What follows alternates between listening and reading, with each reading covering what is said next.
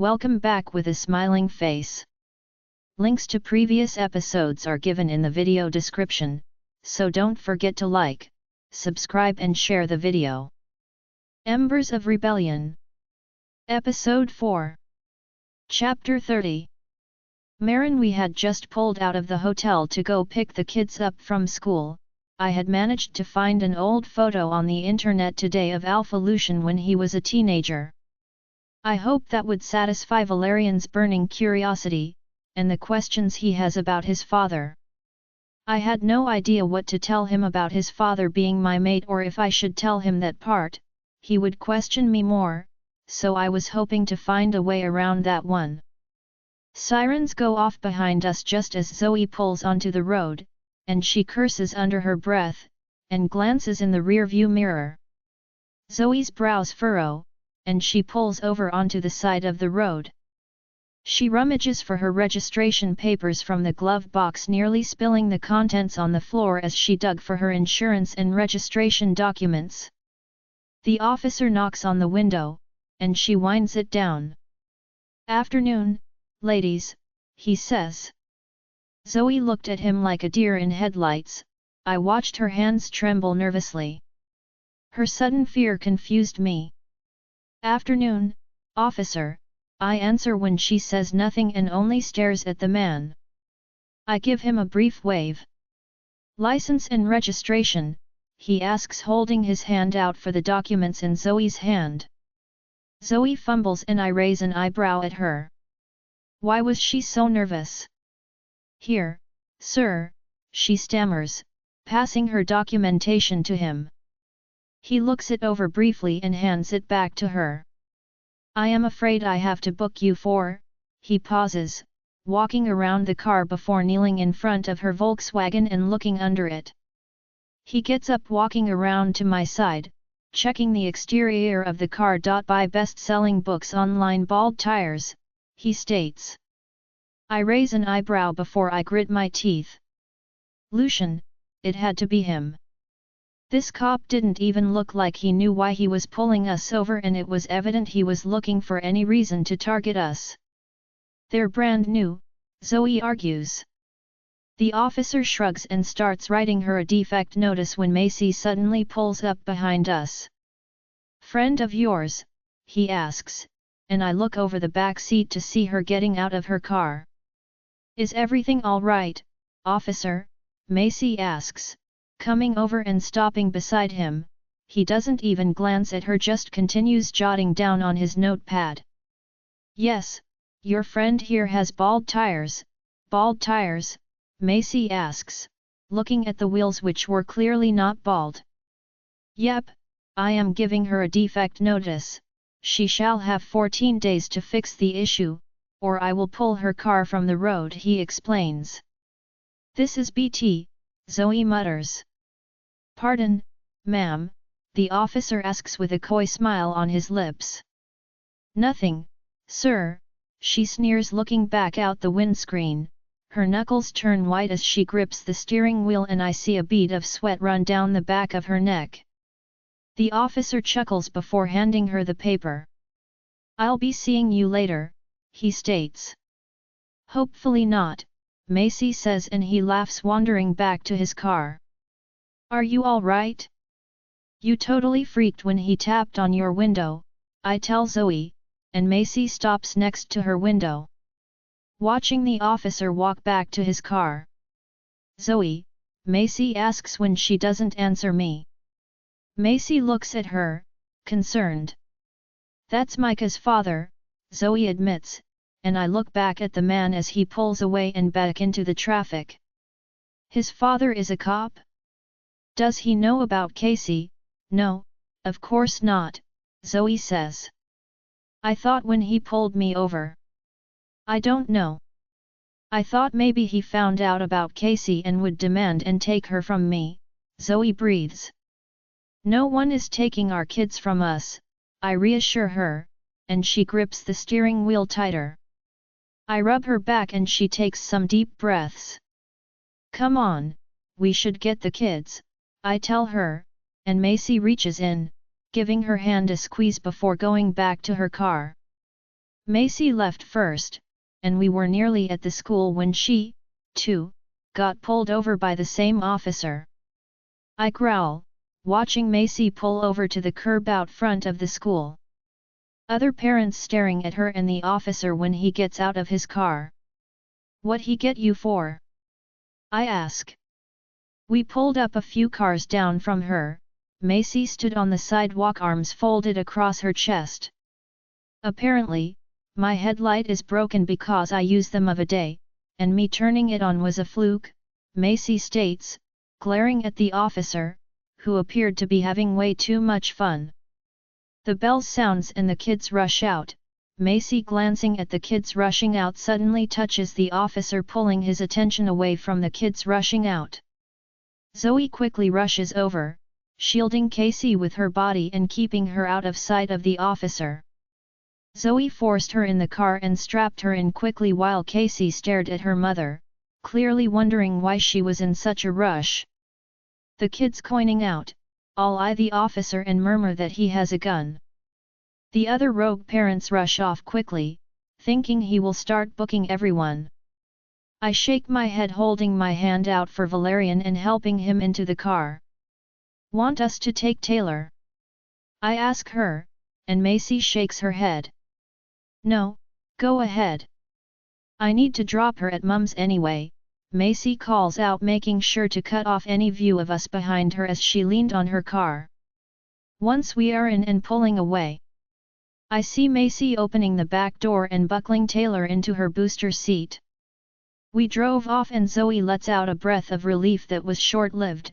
We were about to pull in the hotel's driveway when we heard sirens blaring and the cop car coming up behind us at high speeds. "Forsake, not again," Zoe says before her eyes dart to Casey in the back of the car. "Swear jar," Casey calls out.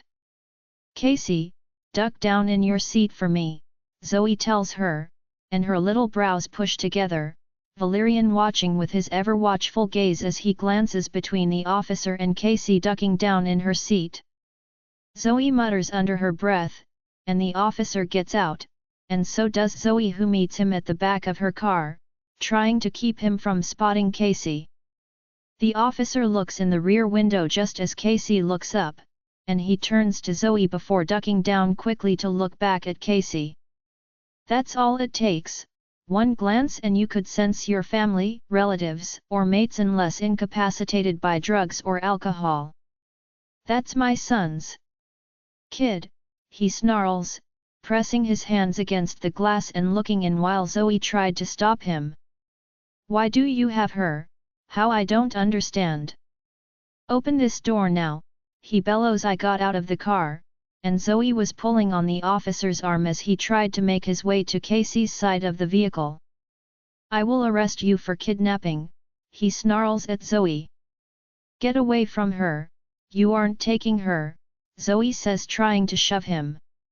"Just try and stop me, move." I stand in front of Casey's door, and he grips the handle before pushing me out of his way. Casey starts crying when I stumble, catching myself before I fall. Chapter 31. I look in the window to see Casey climbing out of her seat and moving closer to Valerian, who wraps his arms around her. "Move, lady, I need to double-check something," he snaps at Zoe, who tosses herself in front of the door, blocking him from opening it. Zoe shoves him, and I gasp. "Get away from my daughter," she growls in warning, her eyes turning obsidian, and her canines and claws slip out. The officer growls at her, but she doesn't budge. He goes to grab her, but she slashes his arm with her claws, and he lunges at her while fumbling for his handcuffs. He tries to snap them on her wrist when his gun falls from his holster. The officer tosses her against the side of her car, trying to restrain her. Zoe struggles, and I try to grab him to make him let her go. Zoe was wild and crazed as she lashed out, her need to protect her daughter kicked in. This was my fear, someone taking Valerian. The officer backhands me, tossing me off, and I hit the ground. He looks at me briefly and curses. I feel blood trickle down my lip. I didn't mean that, he will kill me, he says while trying to restrain Zoe. Both kids screaming as they watched when I heard a car skid to a stop. Looking at it, I see Macy jump out of her car in a fury before she grips the officer's shirt, ripping him off Zoe, and he stumbles back, shocked.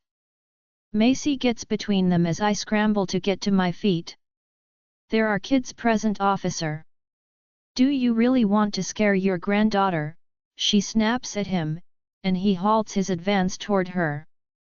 So she is, the officer asks, looking in the back window.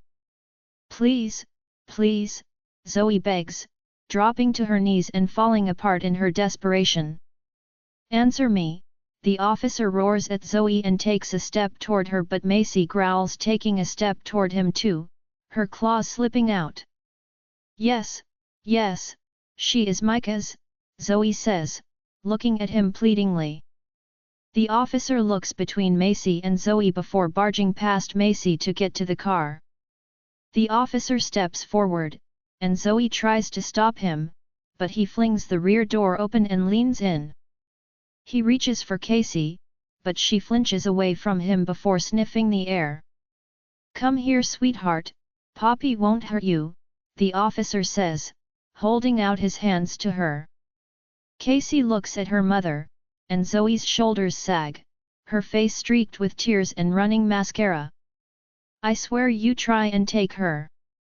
I will do everything in my power to stop you, spend every cent we have to fight you for custody if you try to take her from Zoe, I threaten him. The officer looks at me, pulling Casey from the car. I grip his arm as he removes Casey from the car. You take her, I will ring my mate, I will ring the Blood Alpha, I growl, only low enough for him to hear.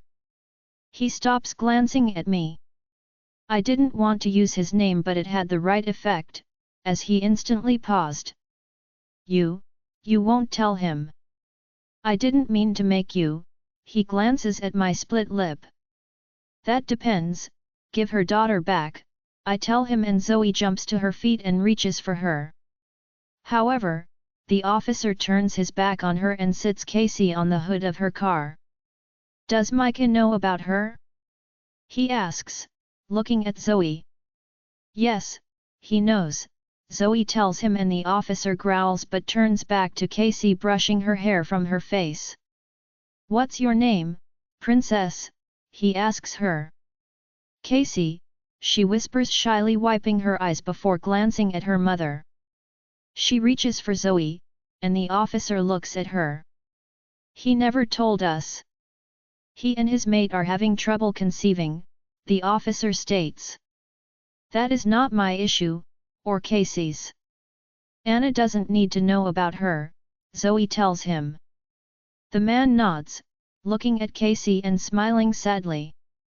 Can I bring my wife Olina to meet her? He asks. Are you going to tell Anna that Micah has a daughter? Zoe asks. No, but I will be saying something to my son. Does he help with her? He asks. He pays child support, Zoe says, placing Casey back in the car. She buckles her in, and the officer looks over her shoulder, his eyes going to Valerian for a second. He's mine, I tell the officer when I see him looking at Valerian curiously. Does Lucian know? He suddenly asks, and I swallow. Valerian looks at me questionably. No, he doesn't, he has his eyes, the resemblance is uncanny, the officer remarks, and I look away.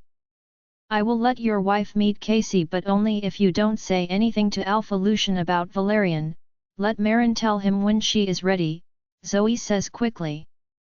The officer thinks for a second, looking in at Casey and waving to her. You will tell him? I know his father has been putting pressure on him to marry and give him an heir, even lined up an arranged marriage with Alpha John's daughter Ava, the officer shakes his head. What? I ask. The officer shrugs. That's the rumor going around the city, Lucian said no, but if he doesn't show he has an heir soon, his father will cause trouble. You are best off telling him before his father finds out about your son. I won't take Casey from her mother, but Callan will take your boy if he finds out about him, especially if he finds out you're a rogue before Lucian marks you. Reputation is everything to Callan, the officer states. And didn't I know it, Alpha Callan ruined his own mate all because she was an Omega. He isn't Lucian's, I quickly state. It was clear the officer knew I was Lucian's mate, but I could deny Valerian being his son. The officer snorts and laughs while shaking his head. The eyes are a dead giveaway, also his little alpha aura, I can already feel it, so I bet you can too. He is definitely an alpha in the making, no need to lie to me, Alpha Lucian told me you were his mate. But he never mentioned a son, his resemblance and aura will give the boy away to anyone paying close enough attention to him, Marin. I suggest you tell Lucian soon, I would hate for you to lose your son, the officer says closing the rear door. I could see the questions burning through Valerian's gaze as he listened. You have a week, after that, I will have no choice but to tell him, I am sorry. Also, I kind of need to give you a ticket again for something. Lucian will ask questions if he doesn't see multiple tickets. Lucian told me to harass you and your friends, don't worry, I won't lodge them but need it for appearance's sake unless you try and stop me seeing my granddaughter, my wife will be so excited, he gushes, beaming happily at Casey who waves to him. You can see her, but Anna must not know, Zoe says. Never liked her much, snob a piece of work that woman is. Can I bring my wife by over the weekend? You ladies work at the Hotel Mountain View? We own it, I tell him and his mouth opens in disbelief. But you're rogues, and that doesn't make us any less capable, I tell him. I guess not, the officer says looking at us all in shock. Yet I now worried too many people knew my secret, and it was becoming inevitable. I knew it was only a matter of time before Lucian found out. One thing this city is good at is the gossip mill. No secret stays buried forever and I could see this was one of those secrets that would eventually come out. The officer picks up his gun and puts it back in his holster before glancing at me. You won't tell your mate about. He points to his lip. It can stay between us, as long as you stick to your word and don't try to take Casey. Everyone knows not to cross the blood alpha. I have a feeling he wouldn't take too kindly to anyone that hurt his mate. He nods glancing at the car. I will see you on the weekend, Zoe, the officer says to her giving her a nod. Zoe nods before climbing back in her car. Chapter 32. Marin. I had been trying to avoid the conversation all night, but Valerian followed me around the hotel like a bad smell, and as we went to the apartment, I had no choice but to face the pint-sized alpha. I never thought I would fear my son, but his aura was in full force. All afternoon people had been glancing at him as he followed me around the hotel while I worked. I could see their curiosity, and this afternoon there was no way I could deny what he was, that he was an alpha child. Even Zoe had been wary around him, and as soon as we finished for the day, she practically bolted to bathe Casey, leaving me with my fuming son. Valerian slams the door as he walks in after me, the bang is loud, and he never acted out this way, but at least he held his tongue while I worked because I could tell he was angry. I stepped out of my shoes, and I could feel his gaze watching me, wanting answers I wasn't sure I could give him but also knew I couldn't avoid for much longer. The officer had said too much in front of him. You lied to me, Valerian states as I flick the kettle on. I grab 2 mugs down from the cupboard, intending to make him hot chocolate, but he smacks my hands as I go to set the mugs on the counter, the glass shattering on the ground at my feet. I press my lips together at his acting out. I know he is mad, but there was no need for that. Enough, I snap at him, and he glares at me. You lied, he says before growling and startling me.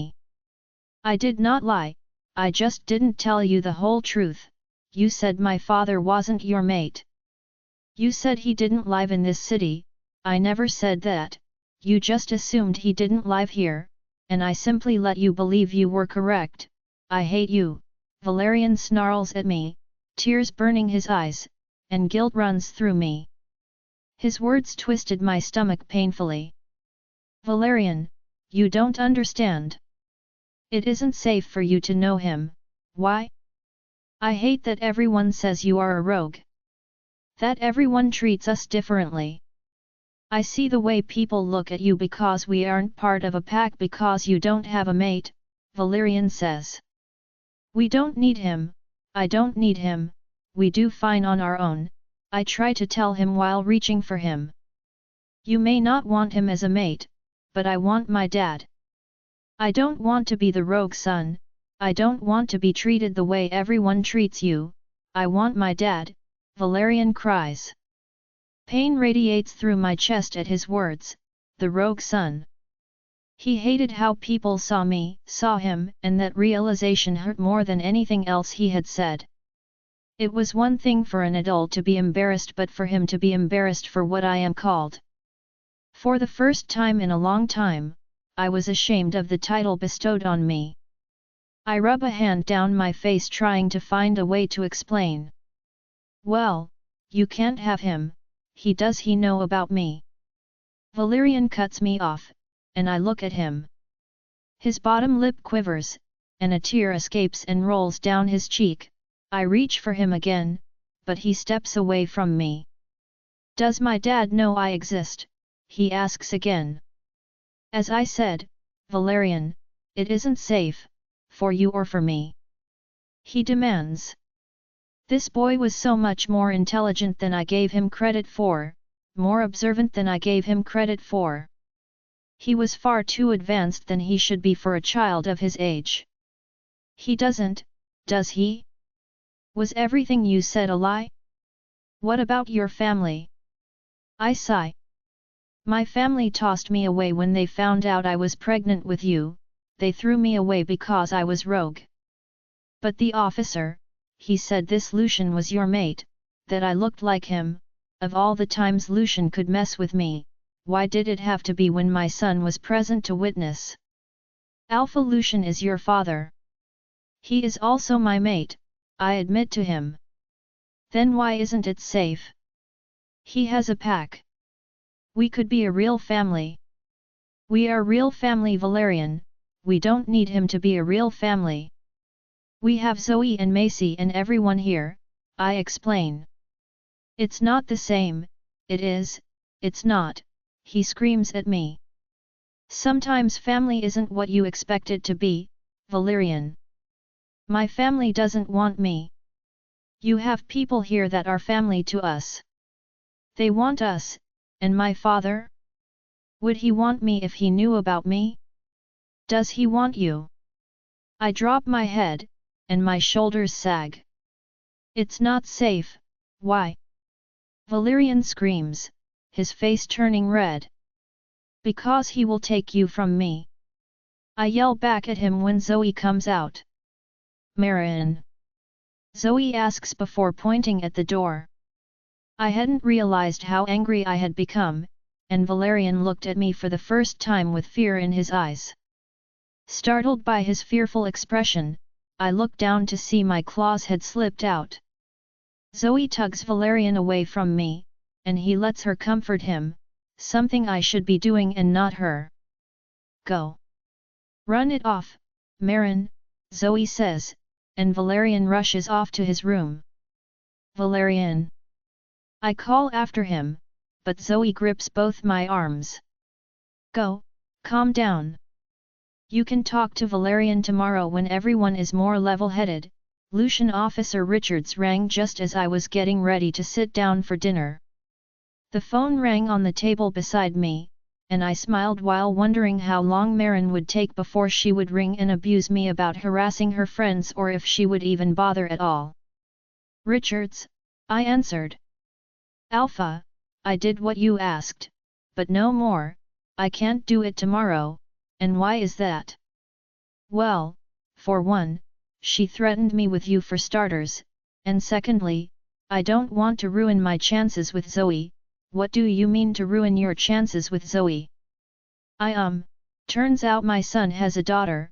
She agreed to let me bring Olina to meet her. Wait, Mitcha has a daughter? Yes, Zoe's child is my granddaughter. I met her today when I pulled her over. I sigh. No doubt Mitcha had some explaining to do, and he wanna do the right thing by Zoe and her kid. That's fine, Richard.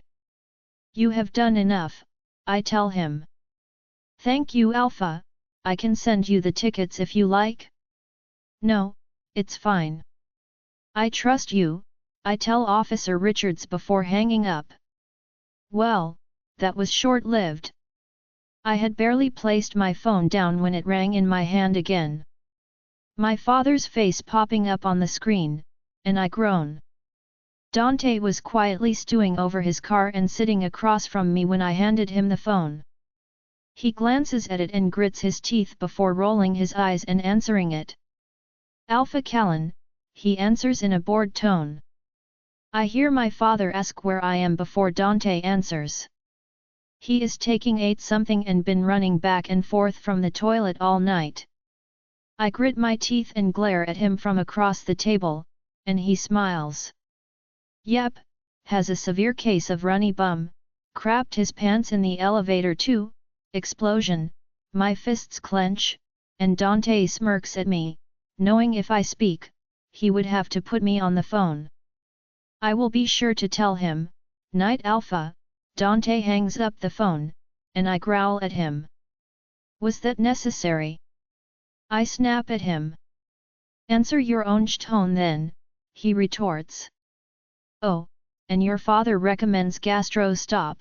Apparently you can get it from a chemist, he taunts. What did he want? He wanted to know if you made your mind up about Ava.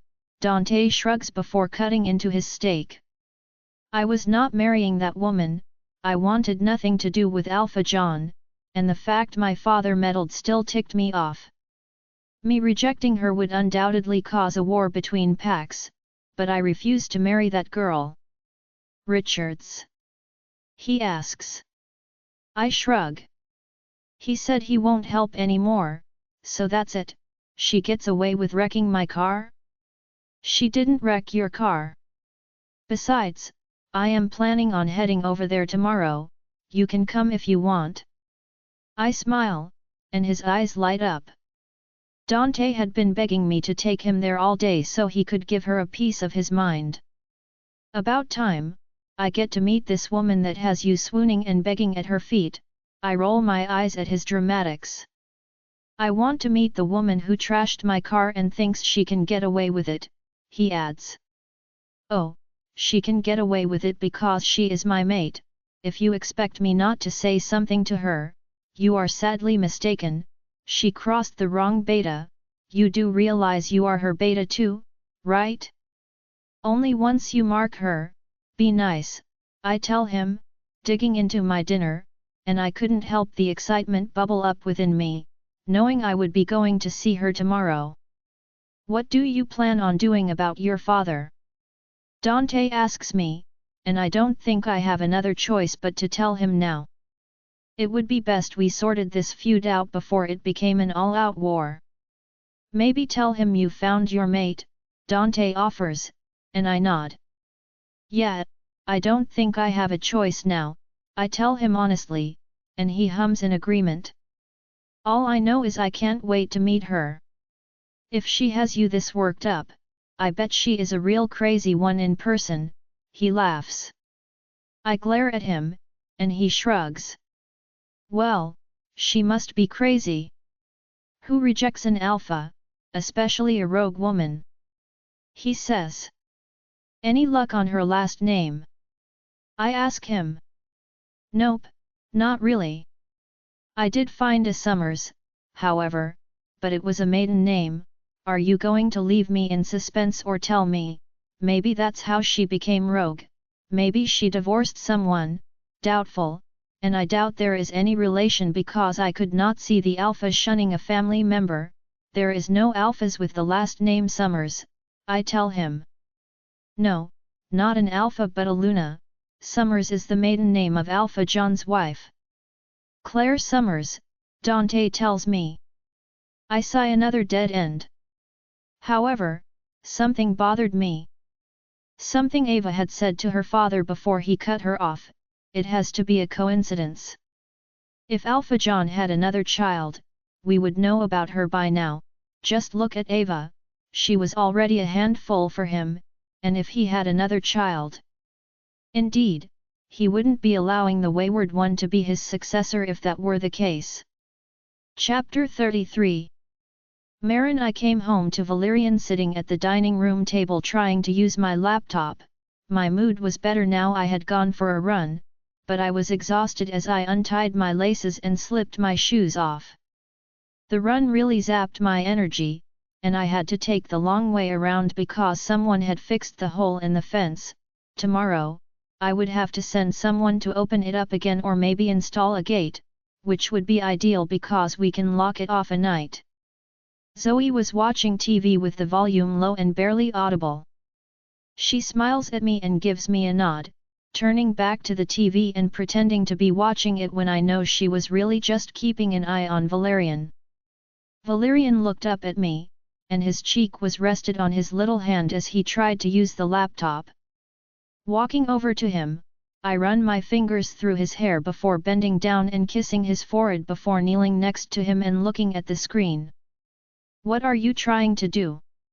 I ask him before standing and dragging the chair out beside him. He lets out a breath before looking at me. What are trying to do? I ask him before standing and dragging the chair out beside him. He lets out a breath before looking at me. I wanna know who my dad is, why he left us.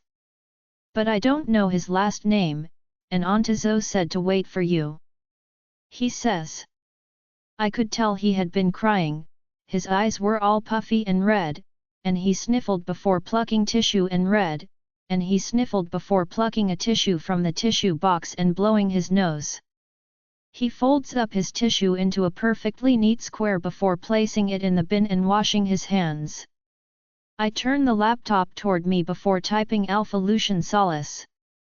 Images and news articles pop up, and Valerian takes his seat next to me and looks at the screen before looking over at me, and I gesture toward the laptop.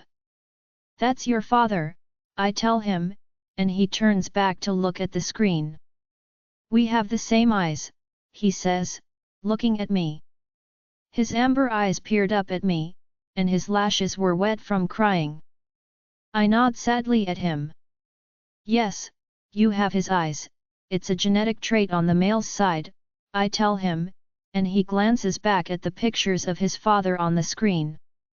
Valerian, when I fell pregnant with you, I didn't know your father was mate. We met at an alpha meeting, and we were both drinking, and that is when I fell pregnant, so you kissed, and I was created. I chuckle at his words, and so does Zoe behind me. Yep, that pretty much sums it up, I tell him. So if you didn't know he was your mate, how did we end up rogue? Because my father kicked me out because he thought I was a rogue, and I refused to terminate the pregnancy. I chose to keep you, I tell him honestly. So I am the reason you are a rogue? No, I am. Me being a rogue is not your fault, and I would choose you every time. If I could go back, I would still choose you, you're my life, he seems to think, and I cup his cheek brushing my thumb over his cheek. Why were you at an alpha meeting?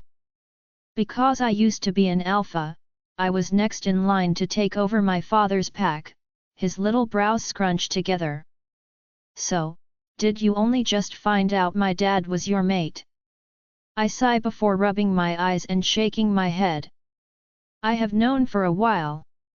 When I first found out I was pregnant, I tried to tell your father, and he didn't believe me. I then saw him a couple of years later, but your dad was drunk, he didn't recognize me, and I think he thought I broke into his house, so he kicked me off his territory before I could tell him about you, I tell him. So you never had a chance to tell him, how long ago? Nearly 4 years ago now, so you have known all that time, but I heard Auntie Macy say that Grandma Val died from not being with her mate, that not having your mate can kill you. I bite my lip. You shouldn't listen to adult conversations, but is it true? Did she die because her mate didn't want her? I nod sadly, looking away. But it won't happen to me, I have you to live for, I won't die, Valerian. I have too much to live for, you being the biggest, I tell him, and he nods, looking at the screen. He clicks on some photos, making them larger so he could see his father's features better and the pictures are clearer. Am I like him? You are so much better than he will ever be? So he is a bad man? No, I don't think so. Well, I don't think it is intentional, I think he is just perceived that way, kind of like how I am perceived to have done something wrong. I have seen him on the news fighting, and I saw him in the papers. I thought something was off about him, I always felt funny when I saw his picture, but I didn't realize he was my dad, Valerian says. We recognize our own family. It's inbuilt in us to recognize family, so he would know I was his son just by seeing me? Yes, and that's why I can't let you meet him, I tell him. Because he will take me from you? He asks, and I nod. Valerian seems to think for a second, and he stares at the screen, scrutinizing the picture of his father out front of the hotel he owned. I can print his picture off for you if you want. He looks over at me and smiles sadly. That's okay, I think I will go to bed now, he says, getting up and taking the laptop with him. He kisses my cheek before looking at Zoe, who was on the couch. Night, Auntie Zoe, good night, sweetie, she replies, and I watch him leave. I'm sorry he asked for the laptop, it's fine, Zoe. I should have just told him, I tell her. It was the middle of the day, Valerian was at school, and we were in the middle of the lunch rush when the entire restaurant fell silent. Glancing up from the front counter, I internally groan when Alpha Lucian walks into the restaurant. A smirk on his lips as he approached me. Zoe, noticing him, rolls her eyes before coming over to me. I will go check the meat delivery arrives, seeing as the Alpha knob is here, we don't need any more unexpected disturbances or missing truck interferences, she says, glaring at him before walking away. Lucian approached the counter, and I could feel everyone watching us curiously when he leaned on the counter. Heard you had an eventful day yesterday with Officer Richards. He chuckles. Yes, thanks to you, and you can pay for Zoe and Macy's fines, I snap at him. I'm sure if you go down to the office and explain I am your mate, the fines will be dropped, he says, and I roll my eyes at him. Of course, they will be, I spit at him, and he laughs. You already knew that, though, didn't you? Officer Richards told me something very interesting last night, he says, and my stomach drops. He said he wouldn't tell Lucian about Valerian, at least not yet. Seems I am your mate when it benefits you? Hey? You didn't happen to threaten Officer Richards by using my title, did you? He smiles, and I glare at him before his words register because I had done that. Heat rushes over my face. Lapse in judgment, I tell him. Oh, I don't mind, but if you want to use my title, I would rather it be because we share it and not just you throwing it around when you want to get out of trouble. I am sorry, I won't do it again, but I wasn't going to stand by and watch him take Casey from Zoe. He wouldn't have, he is a good man. I roll my eyes at him and turn away, only for him to grip my wrist and turn me back to face him. Don't walk away from me, Marin. Are you trying to upset me? I didn't get a chance to answer when the restaurant door opened again. My stomach felt like it dropped onto the floor as Beta Dante walked in. He had his head down and was stuffing a set of keys into his back pocket, but it was definitely him. Had to park in the parents with prams parking, no parking. His words abruptly cut off when he looked up and stared directly at me. Shock crosses his features, and his eyes go wide. He turned his head to the side, and I prayed he forgot me, but his following words proved he remembered exactly who I was. Beta Dante's face lights up, and a smile splits onto his face as he begins walking over to us. I knew I heard that name before. Marin, it's me. You remember me? Ah, it's been so long. I sometimes wondered what happened to you. I thought you left the city, he says, rushing over and enveloping me in a hug. Alpha Lucian seems startled and pulls away, observing us closely. You must be mistaken, I try to tell him, trying to get out his firm grip when he sets me on my feet and holds me at arm's length. No, I never forget a face, a name yes, but a face. You really don't remember me. The train station, you asked to borrow a lighter, then I took you to the pack house. I say nothing, trying to escape him and Lucian, who was observing the scene playing out in front of him. We looked for you but couldn't find you. I even left a note with the security guards. Gosh, I can't believe it is really you, Beta Dante says. Wait, you two know each other? Lucian asks suddenly, and we look at him. I quickly shake my head. My heart was pounding in my chest, and I felt like I was about to pass out. Yes, she is the rogue girl, the one from the train station. Remember we went looking for her, Dante briefly explains before turning back to me. So, where did you go? Have you been here all this time? You work here? Oh, and your son? What was his name? Valcom? Gosh, her son has the freakiest eyes, like yours. The only person I have seen with the same eyes other than your father, so where is he? He asks, looking around utterly oblivious to my state of panic.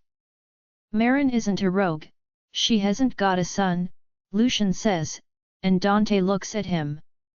Dante groans, holding his hands out. How do you not remember? I bhed you out for days about her for tossing her and her kid out, and what train station? I am lost. What is going on here? Lucian demands, looking between both of us, and Dante sighs. Marin, the rogue girl you chucked out of the pack house, remember years ago? We went looking for her at the train station. We left her car seat with the train guards, remember? Dante says while I just wanted him to shut his mouth.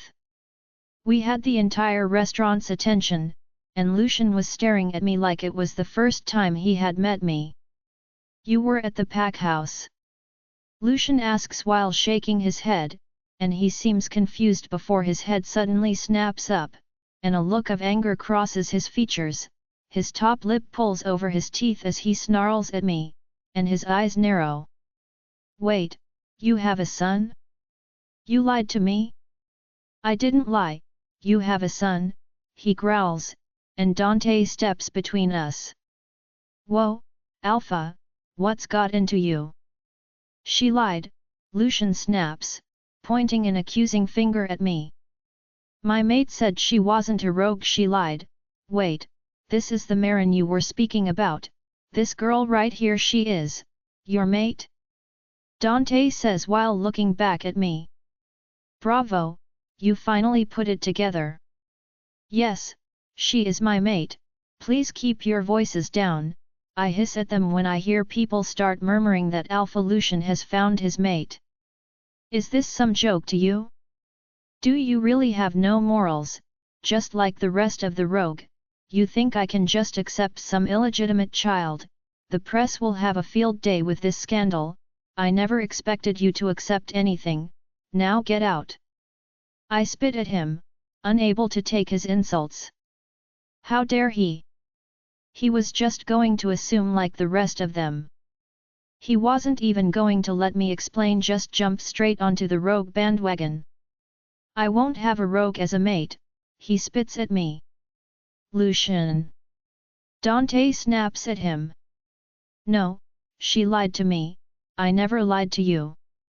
You were just too blinded to see the truth, you don't even remember me, now get out of my restaurant, I was drunk. How was I supposed to remember you from the pack house? I can barely remember that night at all, he snarls. You think that's the first time we met? Got no other memories you want to sift through, Lucian? I tried to tell you twice before that, what are you walking about? I tried to tell you, and you tossed me away not once but twice, threw me out in the rain, you are no better than your father. No better than mine, I snap at him. Don't bring my father into this. What is wrong with you? You knew who I was all this time? All this time, you knew I was your mate? Yes, I knew, and if you still can't figure it out, then go, leave. I won't have you upset my employees with your prejudices. Oh, I am leaving, you are exactly like the rest of them, and to think I was willing to look past you being a lowly rogue, but I won't put up with you lying to me, he screams before punching the counter. I jump at his aggression, and a few patrons duck down like they were waiting for him to explode. A few even hid under the tables when he suddenly turned on his heel and walked out, leaving me with Beta Dante. I didn't think, I am sorry, Marin. I will speak to him. Dante stumbles over his words, looking in the direction of where his alpha just stalked off and out the door. It's fine, nothing I didn't already expect from a Solace Alpha, clearly the apple doesn't fall far from the tree, I tell him, turning and walking off to my office. Tears pricked my eyes, and I couldn't believe how terribly wrong that all just went. I was livid but also hurt. If I were a rogue, Lucian wouldn't accept me, the funny thing is even after everything he just learned. Lucian never once asked who Valerian's father was, didn't seem to get it through his head that for years I have known who he was and lived through the torment of not having my mate, but all he could hear was rogue, blinded to everything else, blinded by his own perception and judgment. Escaping to my office, I lock the door and try to stop myself from breaking down when my mobile suddenly starts ringing in my pocket. I half expected it to be Lucian ringing to yell at me more when I noticed it was the school's phone number. Answering it, I clear my throat and take a deep breath. Hello, hi, this Patricia, Valerian's teacher. Is this Marin Summers? Yes, Patricia, how can I help? Miss Summers, I was ringing to let you know we have called the police and an Amber Alert has been put out.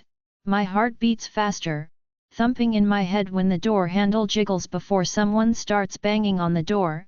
I open it, and Macy rushes in with a frantic look on her face. Miss Summers, your son. He never returned to class after the break, we have people out searching for him, but if you could come down to the school, and the phone drops from my hand as it shakes, my heart felt like it had stopped. Valerian was missing. Chapter 34. Lucian. My entire world came crashing down violently around me. Everything I thought I knew about her was wrong, so very wrong. How didn't I see it? She was wrong for me, and for a few seconds, I thought I had found my mate. The mate that was supposed to be my other half turned out to be a liar.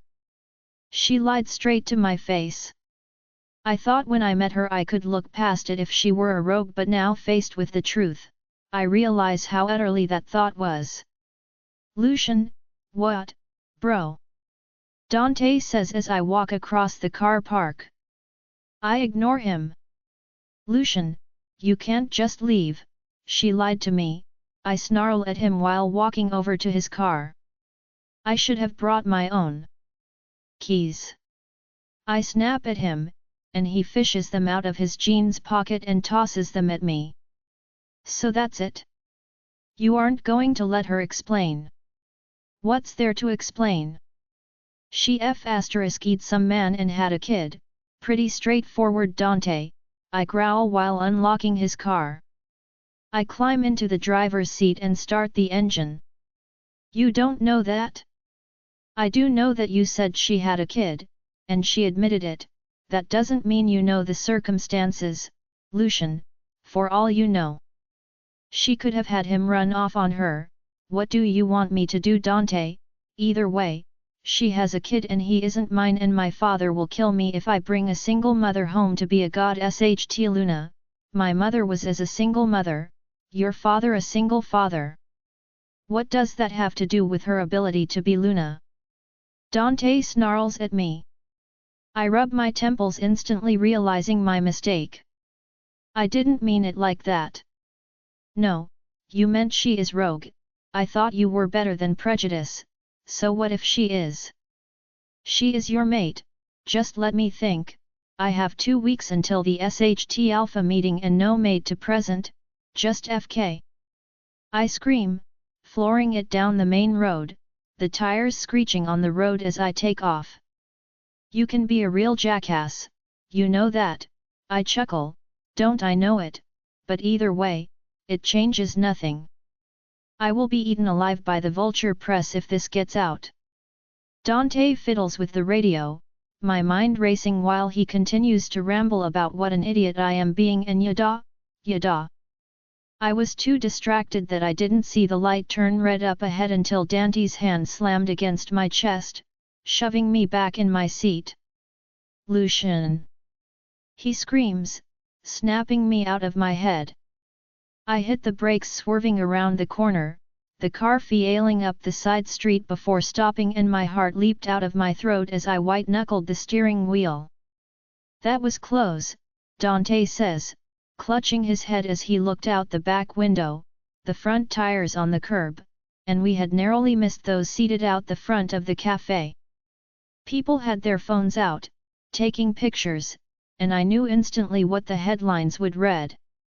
Alpha Lucian drink driving, or Alpha Lucian putting the public at risk with his stupid stunts, or something along those lines. I hang my head.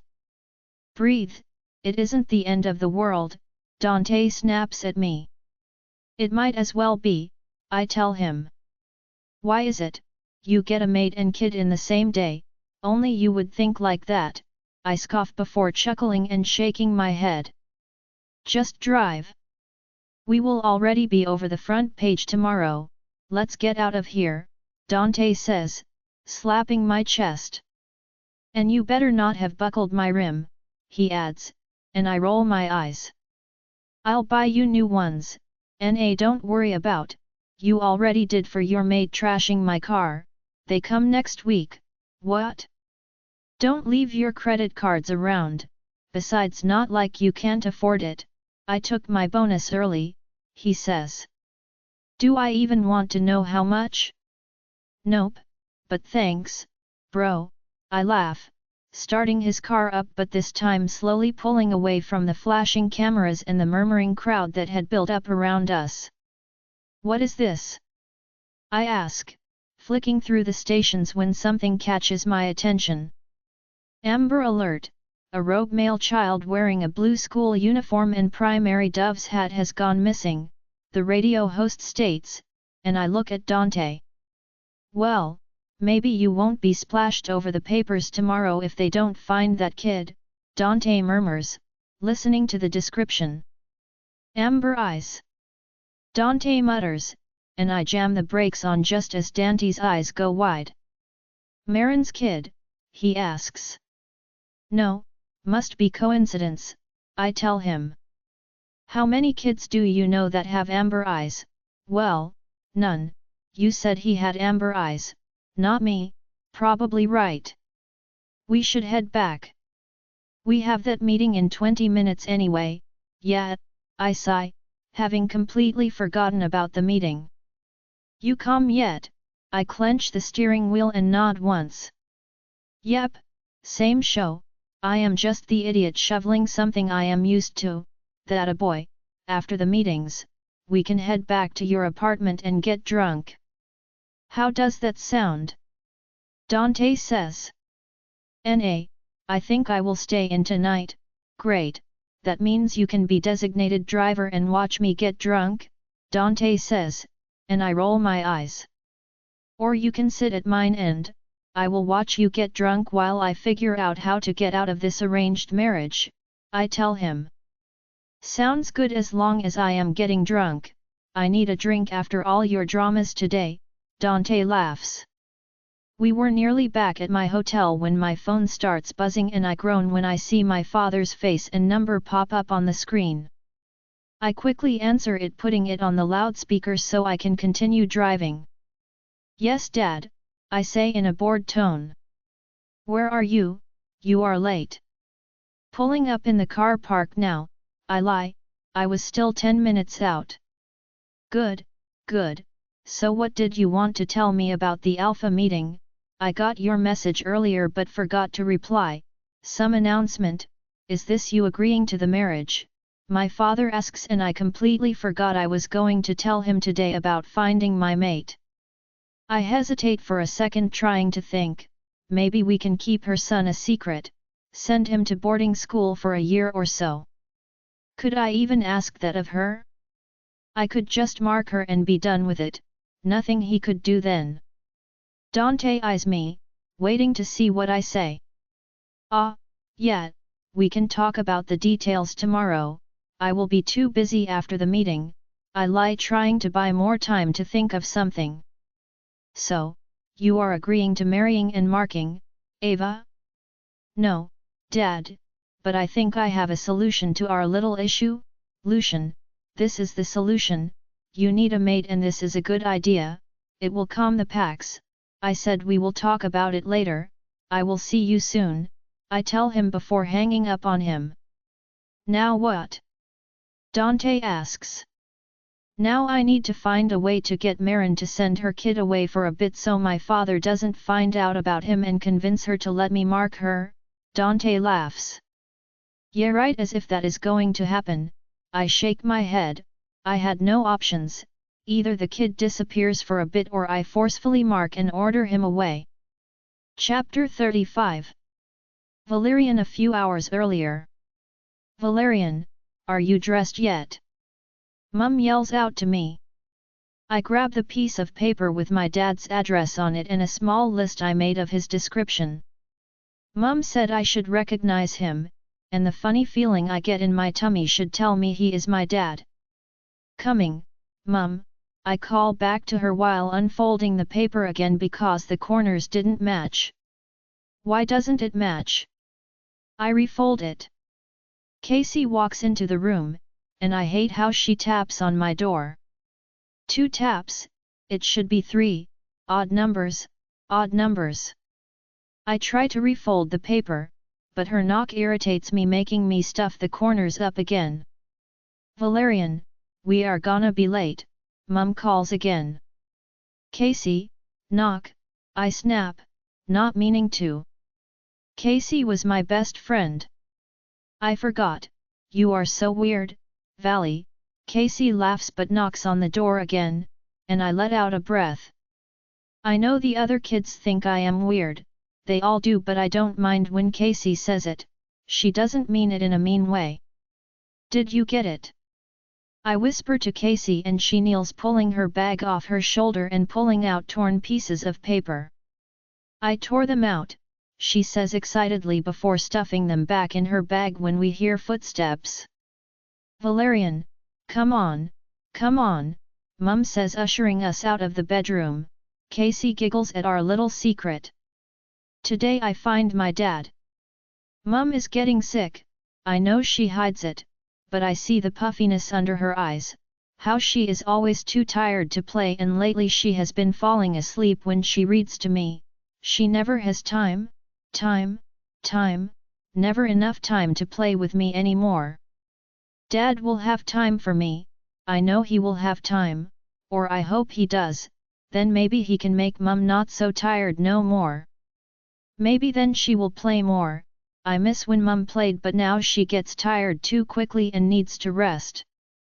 She thinks I don't notice, but I notice everything about Mum. She is the best mummy. I follow Mum out of the house, trying not to think of the torn-up phone book pages. I wanted the maps. I wasn't sure how to read the maps, but it can't be that hard, like a pirate's map. Dad is the golden chest at the end, and I was going to find him and surprise Mum. Valerian seatbelt, Mum hisses. She was always in a hurry. I clip my belt in and Casey does hers, and then Mum puts the car stick on the D, and the car moves and we are on our way to school. We stop out the front of my school. My teacher is waiting out the front. I don't like her, and she always smells funny, smells like burnt grass and cigarette smoke, and she talks too slow. Mum gets out of the car and opens my door before walking me to the gate. Auntie Macy is picking you and Casey up. I have roster meetings this afternoon. Okay, but I should be home for dinner, Mum tells me with a kiss on the cheek before she rushes back to the car, honking the horn as she leaves. I hated when she did that. The other kids stared. Come, come, my teacher calls and tries to take my hand, but I don't let her. Her hands stunk bad like the rest of her, and she always looked like a poodle with her weird puffy hair and big round glasses making her eyes too big for her thin face. Casey slides the scrunched up phone book pages to me on the seat at recess. I try to flatten the pages out, looking for the street name that matches the one on the paper, but I can't find it. Are you sure these are the right pages? I ask Casey, and she shrugs. How am I supposed to know? You said get the maps. I got the maps, I huff, trying to think of another way to find my dad. Diego's and Dora's maps weren't this hard to follow. These ones have lots of lines and cross-sections, and none said the Alpha Lucian's home. It is fine. Someone must know where my dad lives, I tell Casey. Can I come to find the pirate treasure? I am not finding pirate treasure. I am finding my dad, I tell her, pulling out the spare clothes I smuggled into my school bag. I pulled the jumper on over the top of my shirt and the jeans over my shorts. My shorts riding up and gave me a wedgie, and I didn't like the creases in my jeans. Mum usually gets those out with the hot steaming iron for me. I don't want creases. They make my pants uneven. Don't look, Valley, just don't look, and the lines will go away, Casey tells me, and I nod, stuffing the maps in my bag and putting it over my shoulder. You be the lookout, I tell her as we sneak to the front gate. They always left it open. Casey looks around the corner while eating her anchovy sandwich before giving me a thumbs up, and I run out the gate before stuffing my bag in the hedges out the front. I glance back at the school, feeling sneaky that I got out of my school like a ninja. My feet hurt and my tummy rumbled. I had been walking forever, and it was getting cold, and the light was gone now. Mum would be worried. When I came across a man at the traffic lights, I stopped. I didn't know if I was going in the right direction when I saw a man dressed in a suit, like those coming to Mum's hotel. He glances down at me, and I tug on his suit jacket and he sighs loudly. What kid? Do you know where this place is? I ask, showing him the piece of paper. He huffs and takes it from me and laughs. Alpha Lucians. I nodded. He knew where it was. Where my dad is. Now, why would a rogue boy want to see him for? I am not a rogue boy, I am an alpha like my dad, I tell him. Ha, and who is your dad? Alpha Lucian Solace, the man laughs harder. Is that so? Yep, I tell him. Well, my alpha doesn't have a kid, but I am sure he will think this is really funny. Come on then, boy, maybe he will give you an autograph or let you get a picture with him, the man says, gripping my shirt and tugging me across the road. Really, you will take me to him? Yep, I am going there anywhere. He lives in that big building in the penthouse apartment. Do you work for my dad? He laughs. If you say so, kid, he says, and we walk up the hill toward the big building with the bright lights. The door opens as we climb the stairs, and a man that looks like a butler with a funny hat on greets us at the doors.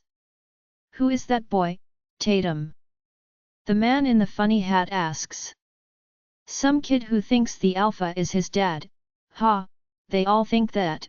Wonder which rogue sent their kid up this time claiming he fathered it. Both men laugh. My mum is not a rogue. He is her mate, she told me.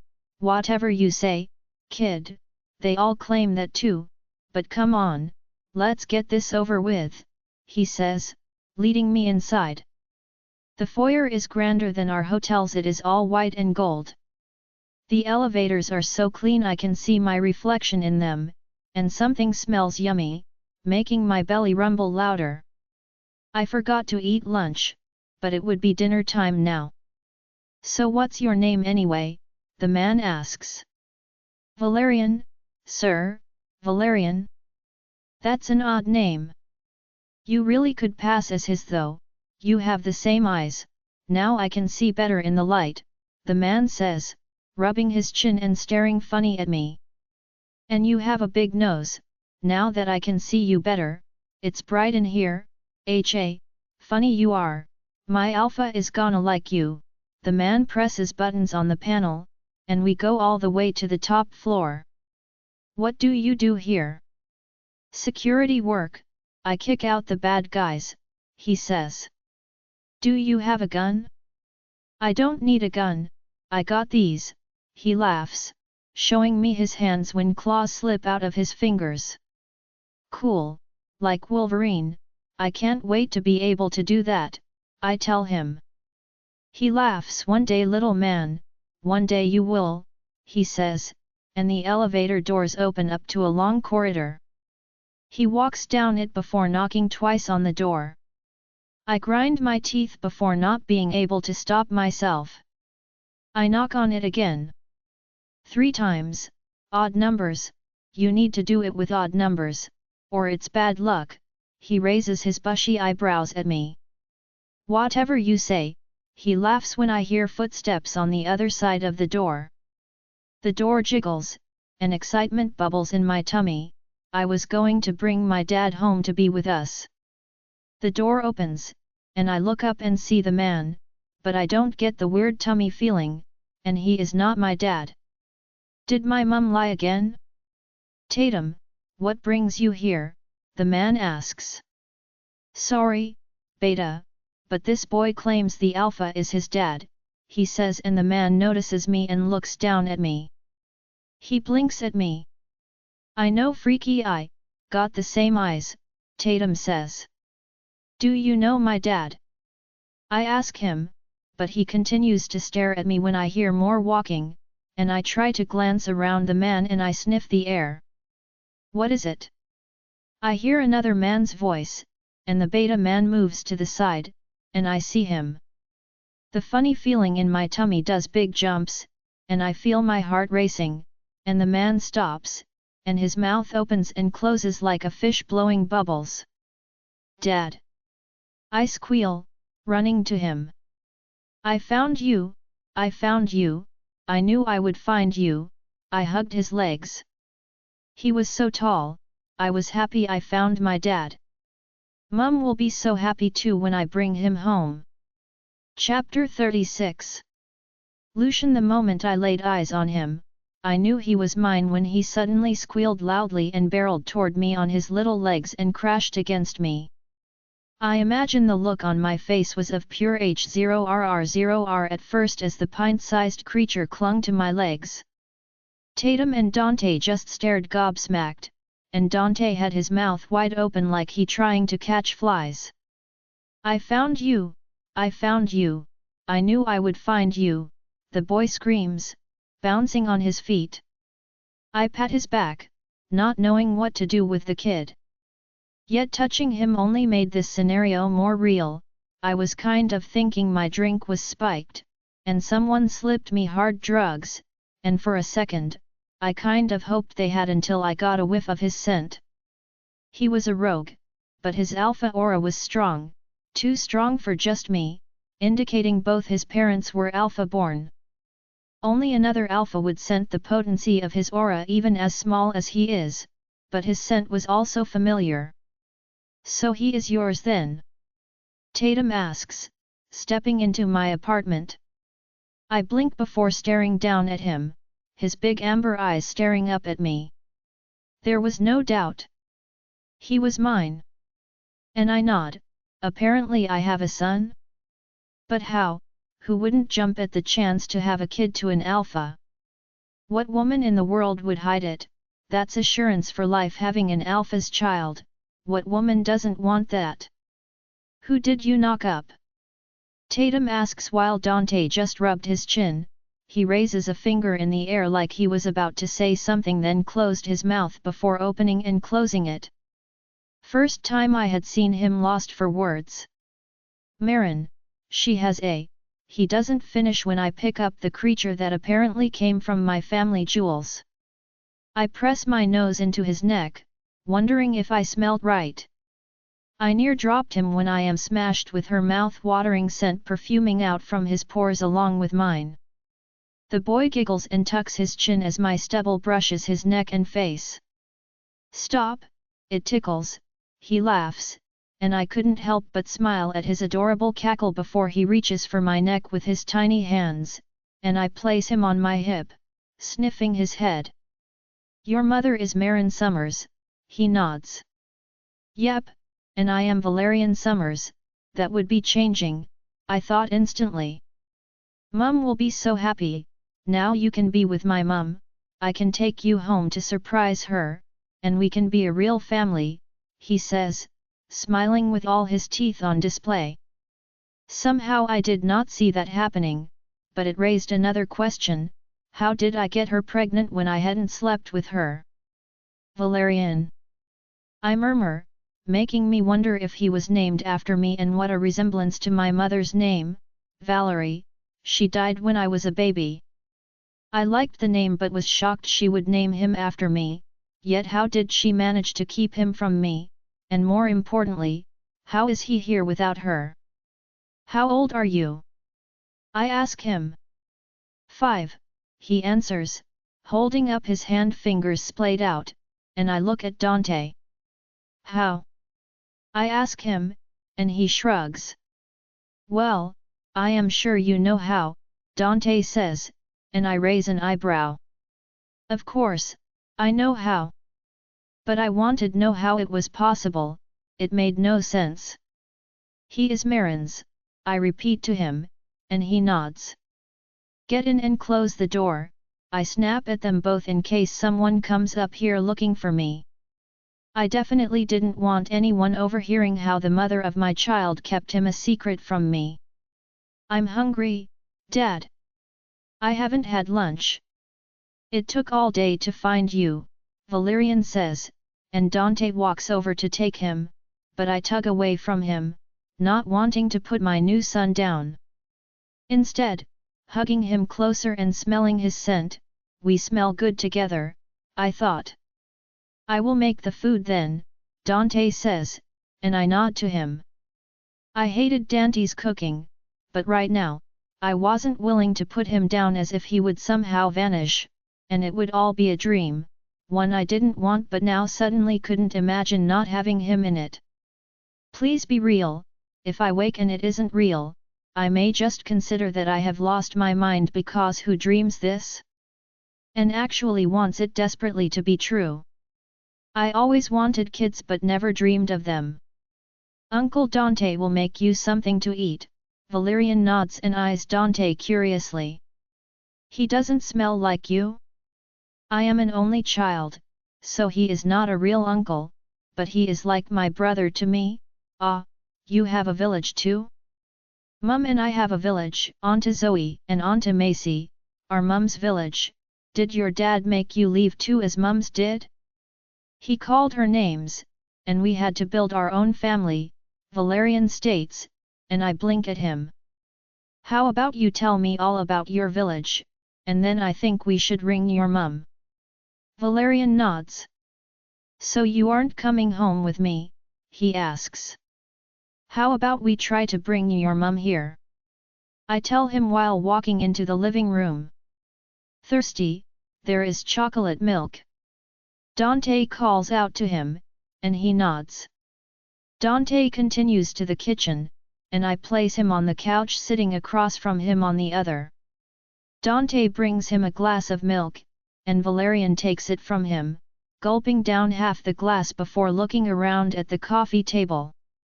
His brows furrow, but he doesn't set the glass down and I clench my teeth.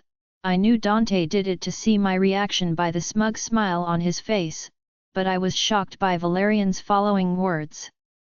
Where are your coasters? You need coasters, he says, sitting like a statue as if the thought of placing the cup down would make the world stop. Definitely your kid, Dante says, rolling his eyes before walking off, and coming back with a coaster.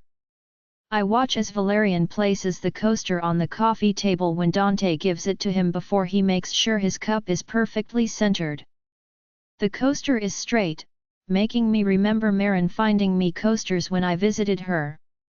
She said one of the kids of the rogues was a little OCD. Now I wondered if she meant our son. Valerian clasps his hands in his lap, looking around and twiddling his thumbs. How did you find me? I ask him. Mum showed me a picture on the internet and I got maps, but I couldn't find your street. Casey got the wrong maps. And then I found him, and Tatum brought me here. I take it you're the missing rogue boy I heard about on the radio? I was on the radio. He asks excitedly, and I smirk. Tatum chuckles, watching as he stands by the couch Valerian sits on. Yes, and I imagine your mother is quite worried about you. Mum always worries about me. I imagine that is what mothers do. I tell him, and he nods. So, tell me more about your village, I ask him. What do you want to know? Do you know which pack your mother came from? He shakes his head and chews his lip like he was thinking. I know Mum had a sister, and they used to be best friends. She doesn't like speaking of her real family, so you have never met her parents. He shakes his head. No, they called Mum a rogue and kicked her out because Mum had me. But she isn't a rogue, we right, he says, his brows furrowing. Why would they do that? He asks suddenly. I didn't know how to answer that, but from what I know, Marin was nearly 23, so that would have made her 17 or 18 when she had him. But then Marin's words flooded my mind. I am not a rogue, she said, so that meant she knew who I was and what I was from the beginning? Did your mother say why she didn't tell me you existed? He shrugs. She said she did tell you, but you didn't believe her. Then she said she couldn't.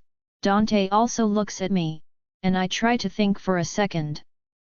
What do you mean she couldn't? He scratches his head. Why couldn't she? In case you took me off her, Mum thinks I don't listen, but I do. She thinks you would take me away from her. But you won't, right? I lean forward and brace my arms on my knees before scrubbing a hand down my face. No, I won't take you from her.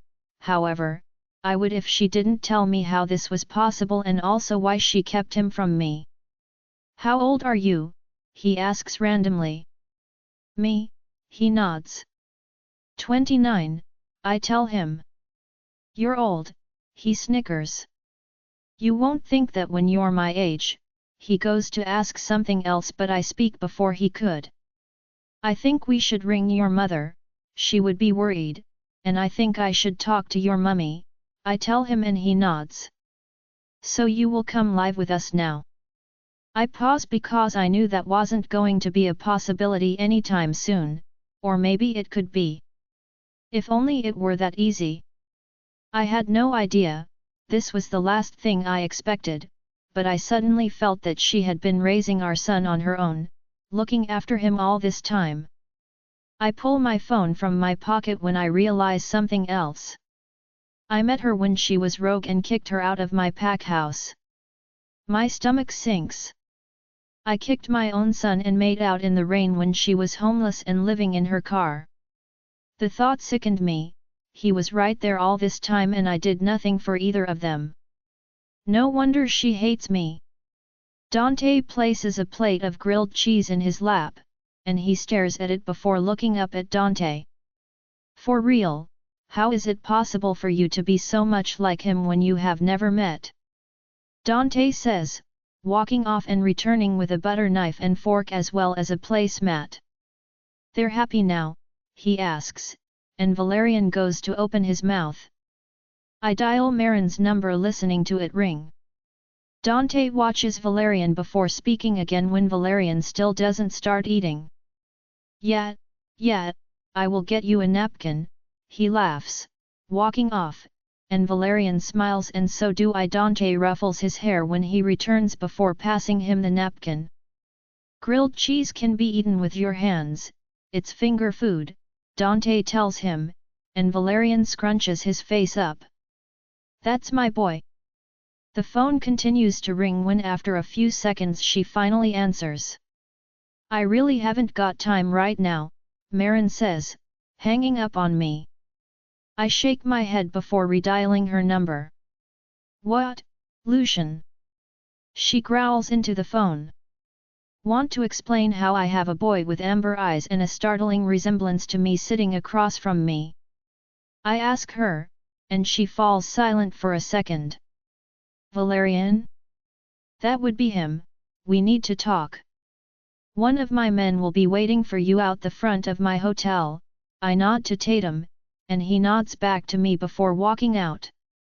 See you soon, I tell her hanging up before she can say anything. If she wanted our son back, she could come to me. Chapter 37. Marin. My hands trembled as we pulled up out front of the hotel. Officer Richards had driven me and had escorted me to Alpha Lucian's penthouse apartment. I racked my brain trying to figure out how he had Valerian was here. Did he spot him at the school and take him? Did Valerian look for him, or did someone notice the uncanny resemblance between them? I had many questions, but nothing terrified me more than what happened now that Lucian knew he fathered a son. He would have to kill me before I ever let him take my son. My nerves were shot, my eyes burned from spending all afternoon and night bawling like a baby. My mind instantly went to he was kidnapped, or one of the Forsaken had killed him. The relief I felt when I found out he was alive and okay was as crushing as the thought of losing him. There was nothing worse than thinking you lost a child, the what-ifs, the sheer panic, and frantic places your mind takes you were a pure nightmare. Your mind instantly goes to the worst-case scenario. The thing you fear most in the world, losing them for good, your child suffering, and you could do nothing to help them. No sort of fear could compare to thinking you lost the most important person to you. Fear, once your parent changes. You no longer fear the boogeyman. You no longer fear the dark, at least not for those same reasons you once did. Being a parent, you become the boogeyman hunter. You don't fear him anymore. You fear ordinary people taking your child, your neighbor, the person hanging around the children's parks, you fear people in general. You suddenly become the person checking under the bed, the person entering the shadows first, not because you don't fear them still but because you fear them for a different reason. You fear them because you know the child behind you relies on you to keep them safe.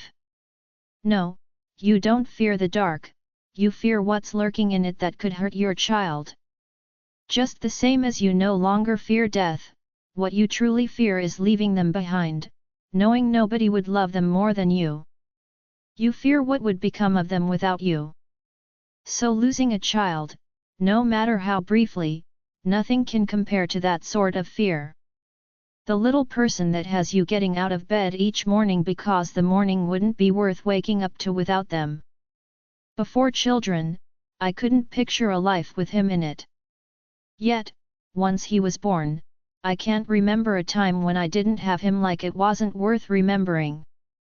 Children become all-consuming, you can't remember not having them because your life becomes somebody else's, it wasn't yours anymore, it becomes theirs, and you live each day for them, so to think you lost one? You just lost your reason for breathing. Without them, there is no life worth living. So no fear compared to how I felt for those grueling hours of frantic searching and thinking the worst. Sometimes your own mind becomes your worst tormentor.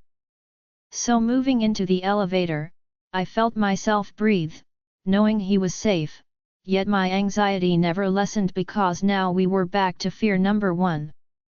Someone taking my child, except it would be his own father this time. I moved from foot to foot as the elevator traveled up to the top floor. The hotel was lovely, and I was shocked to find that Alpha Lucian's floor was heavily guarded. Exactly who was he expecting to ATK him? You had to use a key in the elevator to get to this floor. Officer Richard grabs my arm when I step out. He walks me to the middle of the corridor containing one door and 5 guards. Each one stared at me curiously. It must be strange for them to see a rogue girl visiting the Alpha. Oh, the scandal that would result in the media, if I was spotted here. Officer Richards knocks on the door before suddenly walking off. PSST, I hiss at him, and he stops. Where are you going?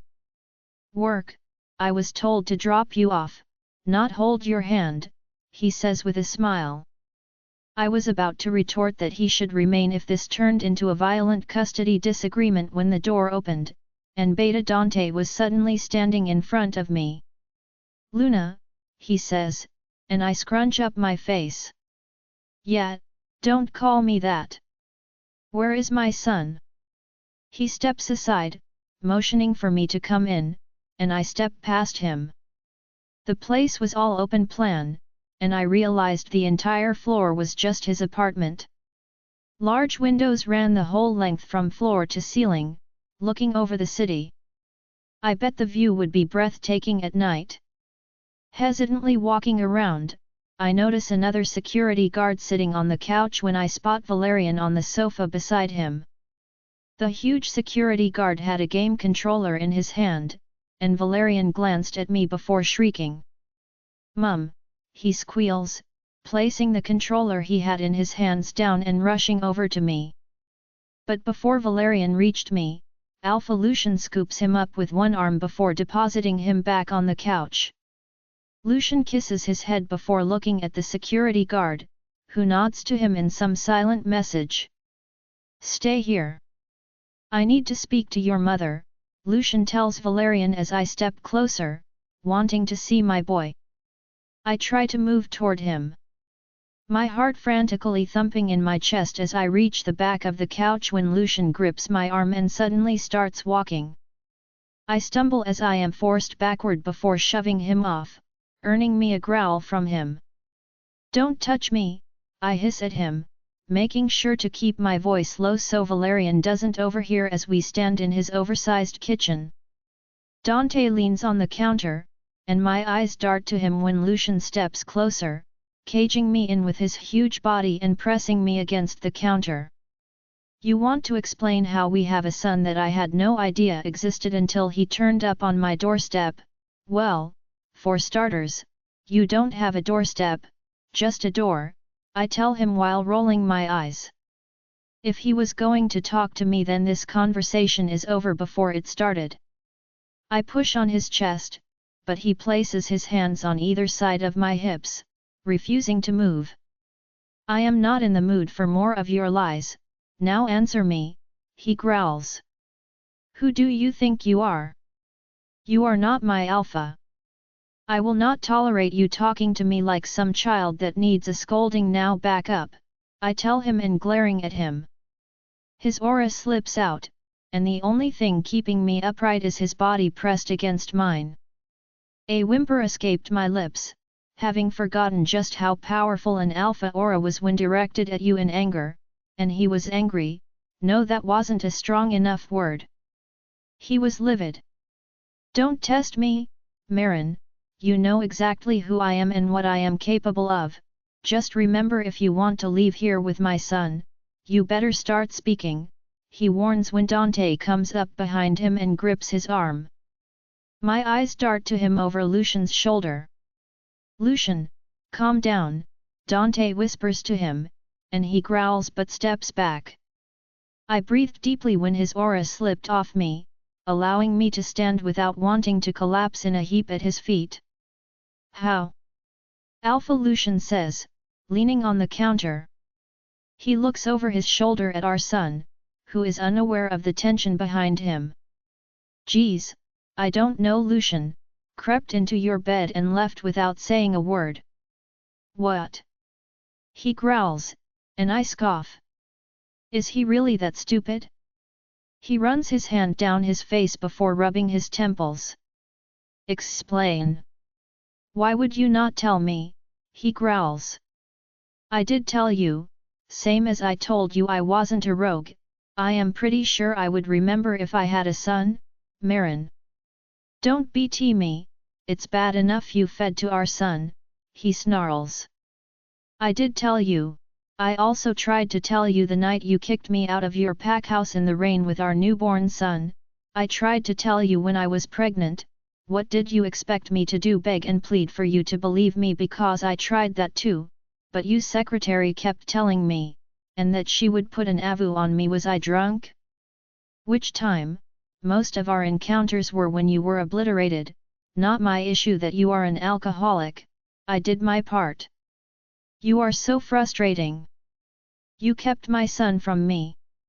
My son is rogue because of you, he snaps, pointing an accusing finger at me. I growl at him, and he laughs, tossing his hands in the air. Laugh, go on. You think it is funny, you thought it was funny when I told you I was pregnant too, laughed like it was the funniest thing you ever heard. He stops staring at me. There is no way I would have ignored someone telling me they are pregnant. I would never sleep with a 17-year-old, especially a mongrel related to Alpha John. Well, newsflash, you did. I spit at him. Excuse me? That's what you said, then laughed and hung up on me. I tried to ring you back and you said if I ever rang with my lies again, you would skin me alive, that you wouldn't be associated with Alpha Johns. I tell him before looking back at my son on the lounge. No, wait, repeat that. What did you just say? Does this fool have amnesia to go with his OCD? What a messed up combination that would be, though I would like watching him clean the same spot repeatedly.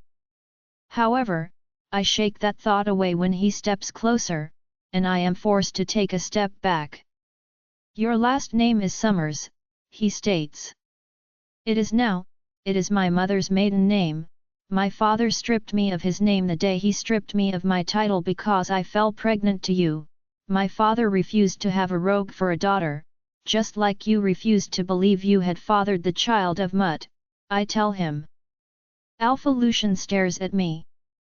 You are not an alpha, I would feel it if you were, he says, folding his arms across his chest. I have been a rogue for 5 years, my aura is gone now. You came across for the past 4.5 years making sure my aura was obliterated. My aura is weak because of you. What are you talking about? He snaps. I snarl. What part wasn't he getting? Looking at Dante, I shove past Lucian before grabbing him by the collar of his shirt and slamming my lips against a startled Dante who had his hands up in the air. Lucian staggers, clutching his stomach, and I release Dante, who looked like he was about to faint at what I did. Turning to Lucian, I pointed at him. Now imagine how bad that would hurt if I F***ed him too. I growl at him. Lucian's fists clench at his sides, and Dante puts up his hands, taking a step away from him and me. She kissed me, he yaps out when a furious growl tears out of Lucian. This time earning the attention of our son. Mom? Everything is fine, honey, play with your new friend, I tell him, glancing at the behemoth of a man sitting next to my son playing video games when he looks like he should be chasing down the Hulk. Valerian stands looking between us. I will be over in a minute, buddy, sit down, please, Lucian tells him, and he glances between us again before reluctantly sitting back down and returning his attention back to the game.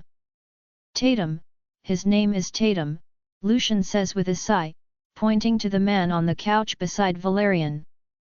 Great, are we good now, we all on the same page? If so, I will grab my son and be on my way, I tell him about to step past him when he blocks me with his arm. No, we aren't done yet, Lucian says, his teeth pulling back over his teeth.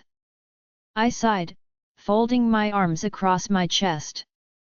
I don't know what else we possibly had to talk about. If you are Alpha John's daughter, how come he has never mentioned you? Did you not listen to a thing I just said?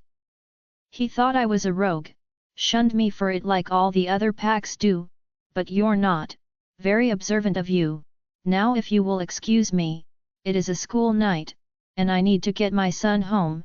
He isn't leaving, like hell, he isn't. He is my son too.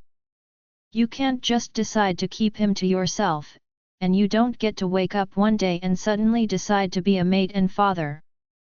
It doesn't work like that, I retort, and he suddenly rises taller, standing over me when Valerian is suddenly at our side. He tugs on his father's shirt, and he instantly steps back, looking down at him. I'm tired, Valerian yawns, and Lucian looks at me when I bend down to pick him up. Have you eaten? I ask him. Dante made him grilled cheese, he also had some ice cream, Lucian answers, and I nod. Come, we should get you home for a bath and bed, I tell him, glancing at Lucian, who sighs but nods. I will run you home, he says, reaching for his car keys from a bowl on the bench. Are you going to come home with us? Valerian asks his father, and I swallow. Not tonight, but I will pick you up in the morning to take you to school, I glare at him but keep my mouth shut. Really? He says, brightening up and looking alert. Yes, your mother just needs to let me know what time to get you, he asks, raising an eyebrow at me. I suppress a growl knowing it would only upset Valerian if I said no. He gets up at 7 a.m., Lucian nods before reaching for him, and I let him take him. Come on, we can talk more tomorrow. He should get to bed, Lucian says, and I followed him. Chapter 38. Lucian led us toward the door, and I was relieved he was letting me take our son home. Valerian had his head rested on my shoulder when Lucian opened the door. My footsteps faltered, and I froze when I noticed his father talking to one of the guards out front. Lucian also stopped, and I watched his father laugh at something one of the guards was telling him when he turned, and his eyes went to us standing in the doorway of his son's apartment. I drop my face into the Valerian's shoulder, and Alpha Callan growls when Lucian steps in front of me, blocking the view I had of his father. My heart fluttered frantically, noticing the man, and I fought the urge to take a step back. Why do you have a rogue in your apartment? His words cut off as his eyes settled on Valerian in my arms, his head just poking out above Lucian's shoulder. He looked at his son and sniffed the air before shoving past Lucian, and I stumbled over my own feet, moving a step away. Lucian's growl resonated off the walls as he tossed his father against the wall, making me jump. A hand grips my shoulder before I am yanked backwards and out of the way. Lucian pins his father against the wall. Lucian's forearm was resting against Callan's throat. I looked over my shoulder to see who had grabbed me and found Tatum and Dante behind me. Dante jerks me behind him, and Tatum grips my arms holding me steady before Dante moves to the middle. What is the meaning of this, Lucian, that boy? Callan growls and looks back over at me, and his eyes narrow before shock flitted across his face. You, he pointed at me, and Lucian growls at his father in a clear warning. Marion. And you ever approach her like that, father, and we will have issues, Lucian warns, his canines slipping from his parted lips at angled toward his father's throat. You know her? Callan asked, looking back at his son, and Lucian sighed.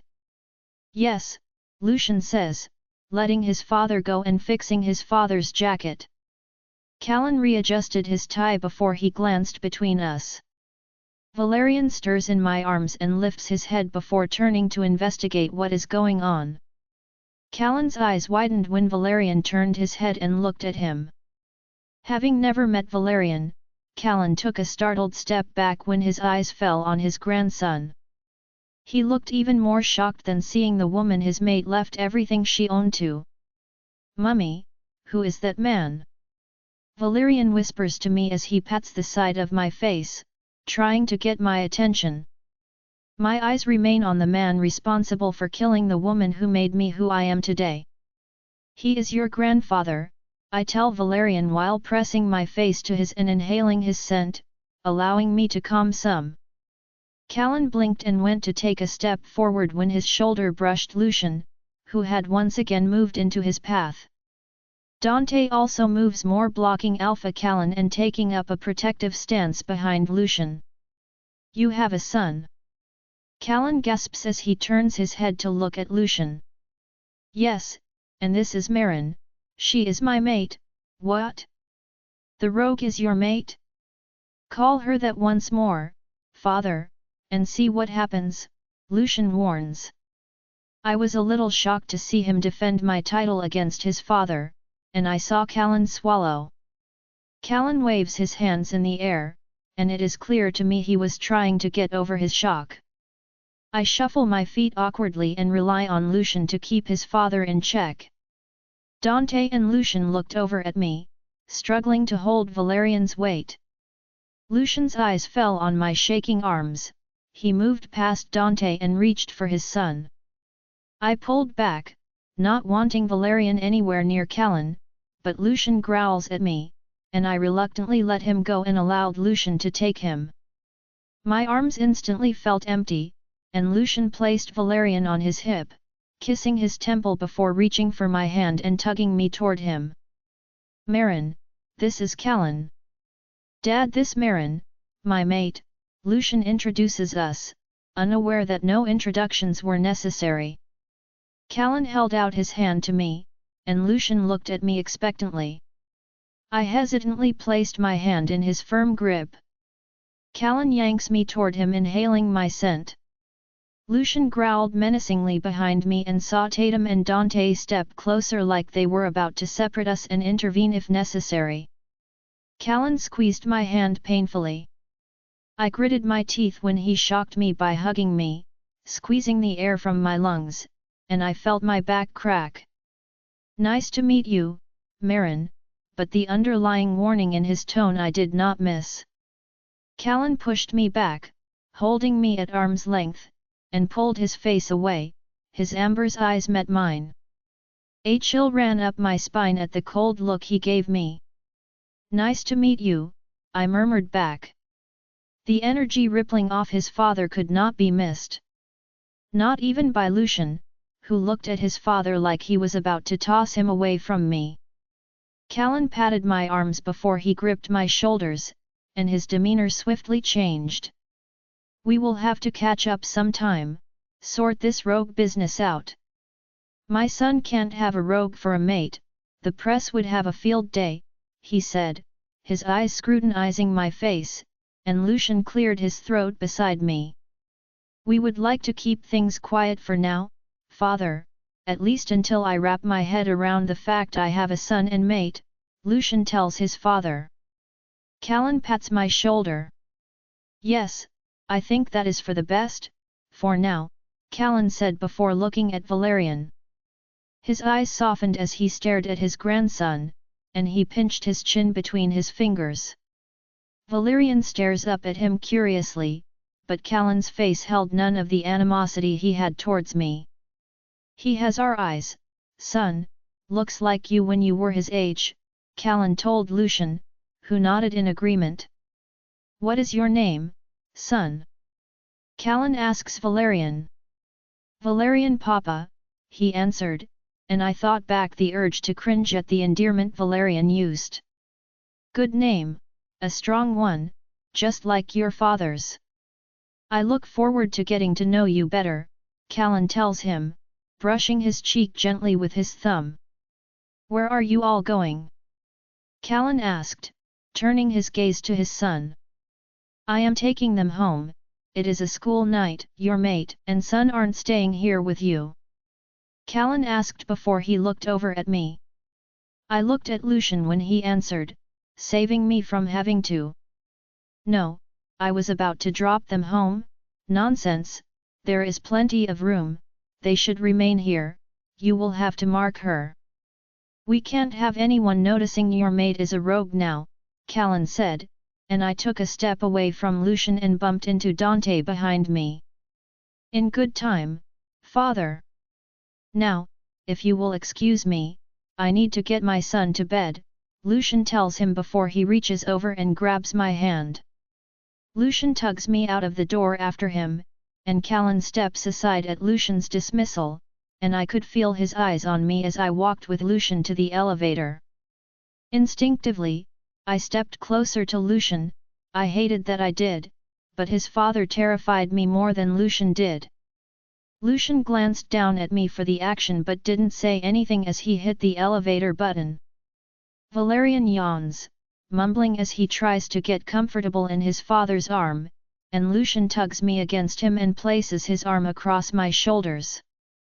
For once, I didn't shove him away, preferring his closeness and the safety it offered instead of remaining awkwardly at his side under his father's watchful gaze. Tatum! Lucian called, and the monstrous man moved toward us. He stopped beside me and looked at his alpha.